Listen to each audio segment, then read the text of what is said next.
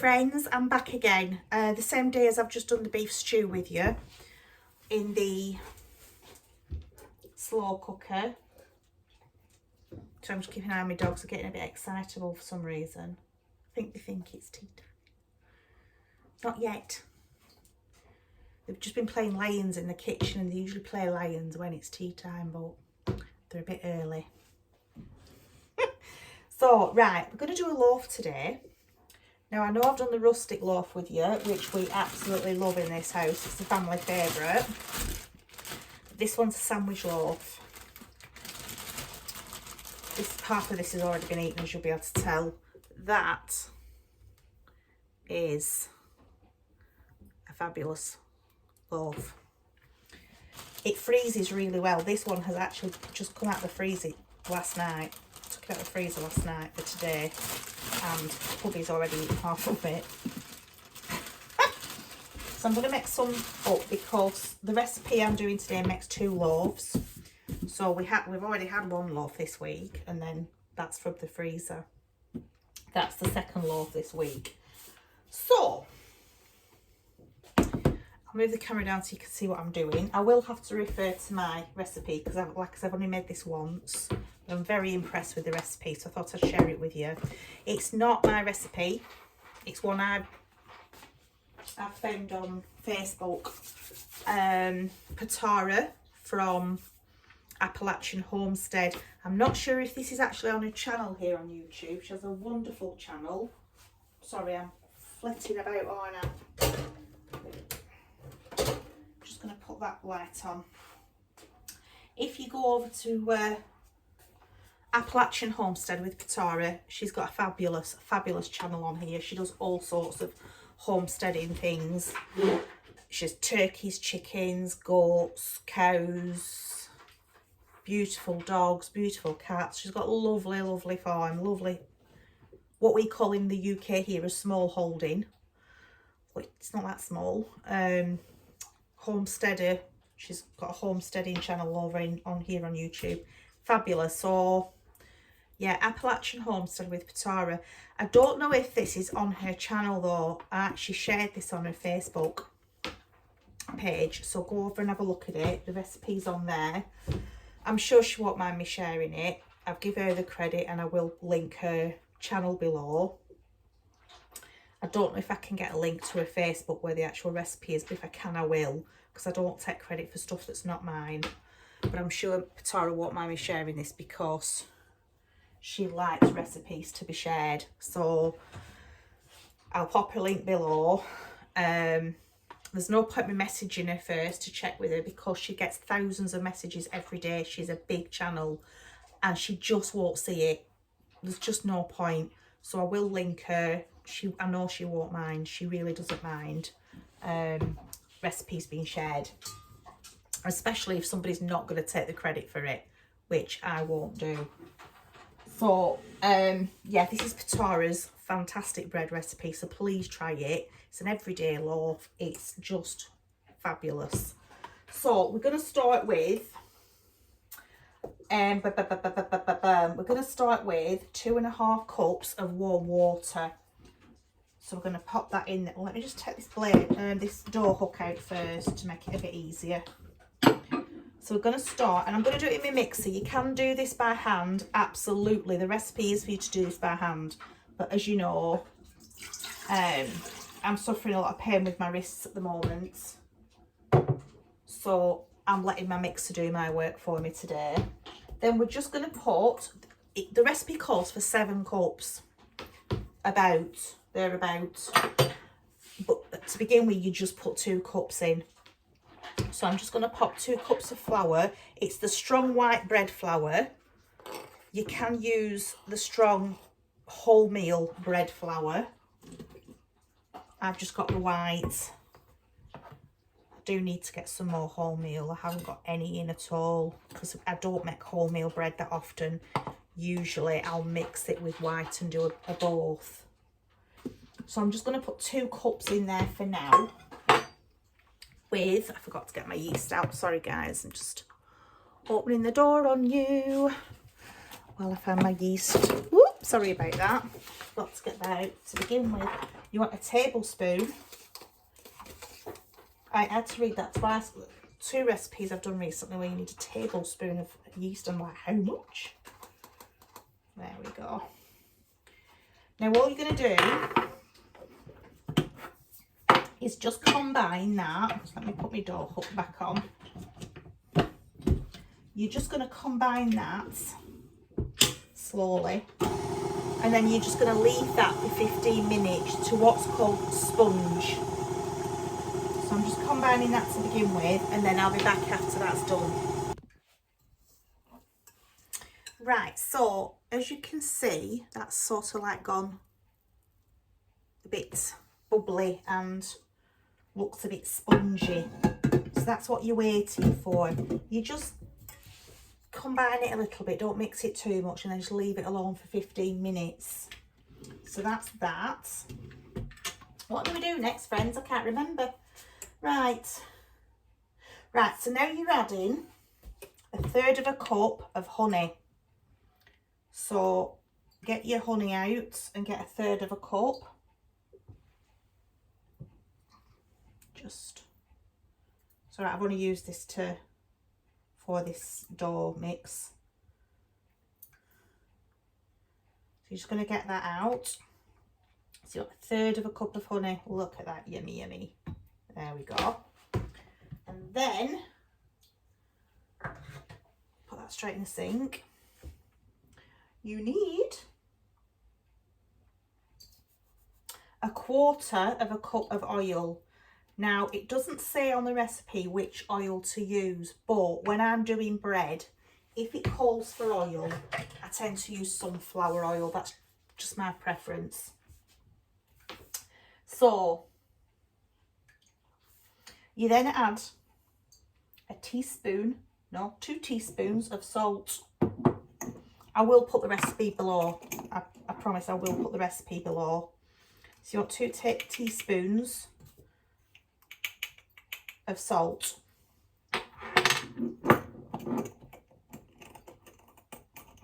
And then you're going to add 4 to 5 cups of flour. I did need the 5 cups the other day, but like I said to you before, when you're making bread, it can be different every time. It just depends on how humid it is. It can depend on your altitude. So that's 1 cup.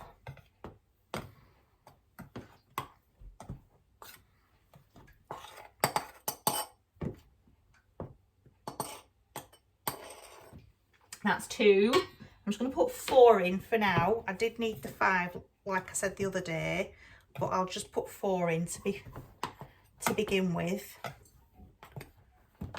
Let's just get this all. 3. Let's try and do this. As you know, I always make a mess when it comes to flour. You know that, don't you? Get it everywhere. And I always seem to be wearing black when I'm baking.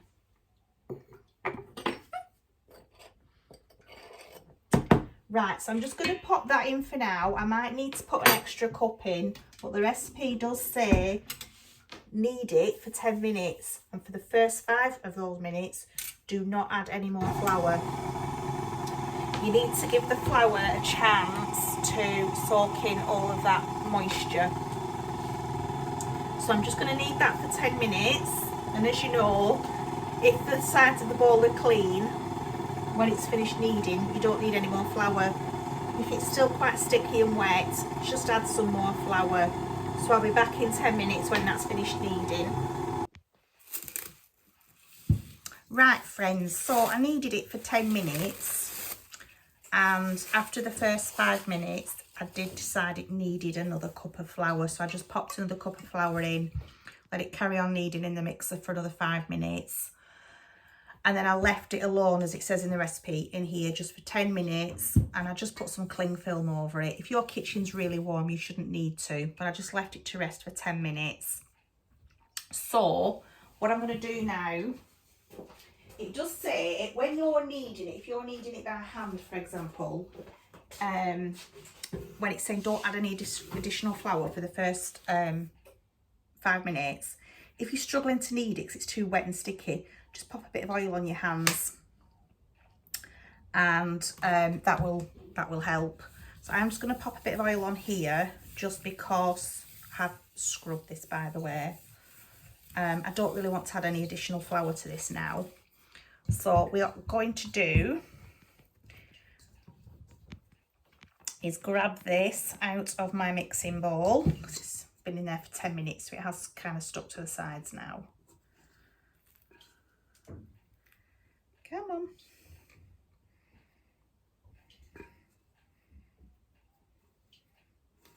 Come on. Just needs a bit of persuasion.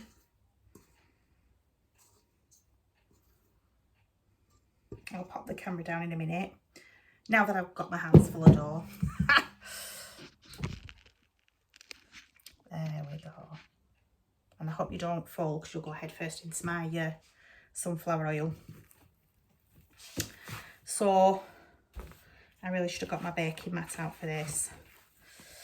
So I'm just going to separate it now into two loaves. Now you could weigh this at this point to make sure you've got equal amounts. If you really wanted to, that, you know, you could do if you were bothered about it not being the same. I mean, that looks nowhere near the same, does it? And I don't bother. But what I'm going to do now is just, you want a surface tension on the top of the loaf. So I'm just getting it so it's nice and smooth on top, and popping it in a very well greased loaf tin. I don't like these silicone loaf tins because they don't keep the shape. They tend to go like that. So I am going to, I used to have my grandma's loaf tins, but they got ruined. Somebody borrowed them and they all went rusty and horrible, and they were never right again after that. But I am going to try and get a couple of the non-stick loaf tins, just to so that when I'm making a loaf like this, it keeps its shape. So you want that surface tension. It's nice and smooth. There we go. It's done all the kneading it needed to do in the mixer for me. Just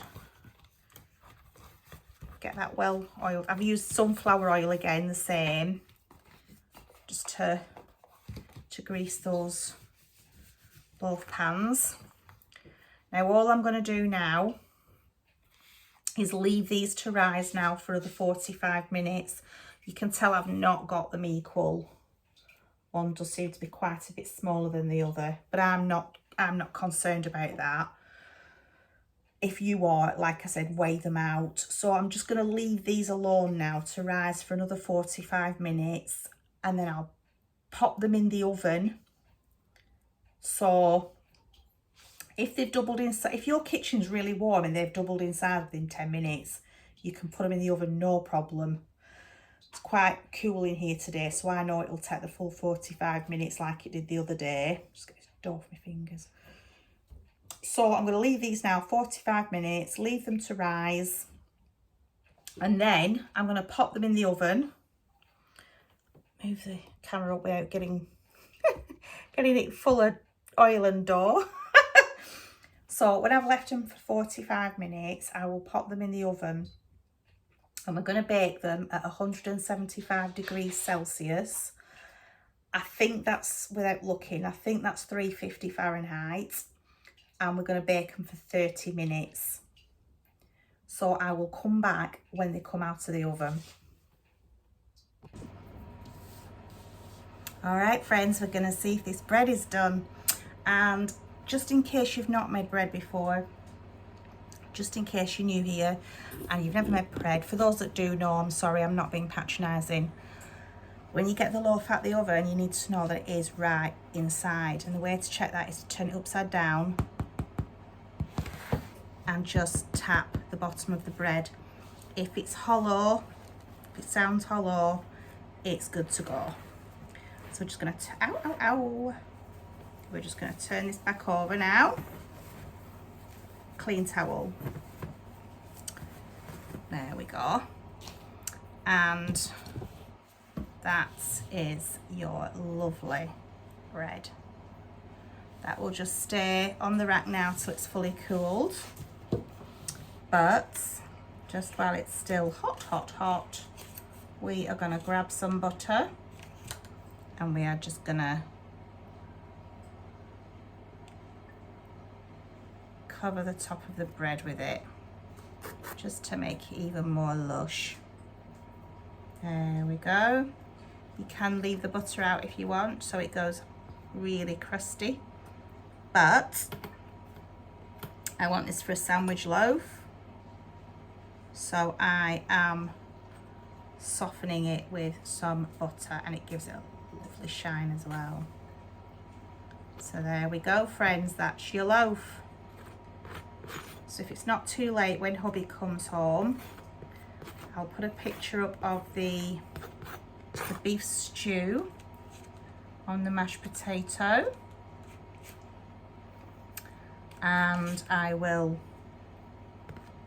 upload that at the end of this video, that for the beef stew we did earlier on. So that is your lovely, lovely bread. Absolutely fabulous.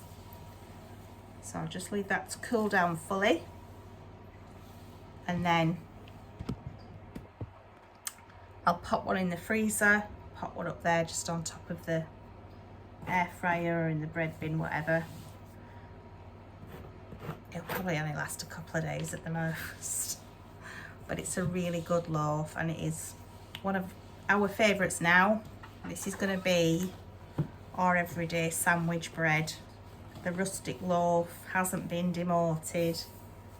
That's still king of the loaves in this house, but this is a very good everyday sandwich loaf.